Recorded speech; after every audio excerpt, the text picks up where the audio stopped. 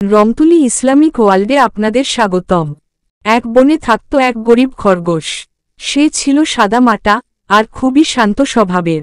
তার একমাত্র প্রিয় বন্ধুই ছিল একটি রাজহাঁস। একদিন সকালে রাজহাঁস খরগোশকে চমকে দিল।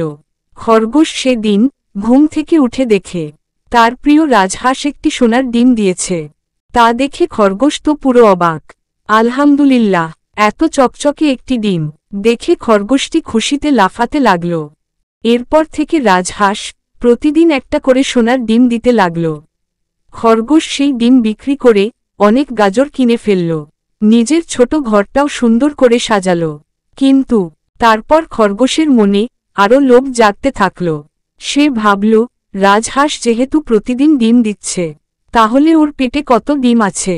আচ্ছা, আমি যদি সব ডিম একসাথে পাই, তাহলে কতই না মজা হবে। একদিন সে রাজহাঁসকে মেরে তার পেট কেটে ফেলল। কিন্তু হায় আফসোস, পেটের ভেতরে কোনো সোনার ডিমই পেল না, বরং সে তার প্রিয় সোনার ডিম পাড়া হাঁসটাকেই হারিয়ে ফেলল। এখন আর খরগোশের কাছে সোনার ডিমও নেই, আর তার প্রিয় হাঁসও নেই। তাই খরগোশের জীবনে খুশিও নেই।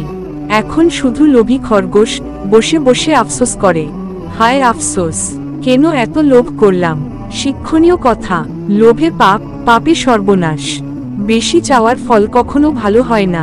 প্রিয় ছোট্ট বন্ধুরা, খরগোশ যদি ধৈর্য ধরত, তাহলে কি হাঁসটা বাঁচত না? তোমরা কি মনে করো? গল্পটি কেমন লাগলো কমেন্ট করে জানিও। ভালো লাগলে লাইক দিতে আর আমাদের চ্যানেল সাবস্ক্রাইব করতে ভুলো না, যাতে আরও সুন্দর সুন্দর গল্প পেতে পারো। আল্লাহ হাফিজ।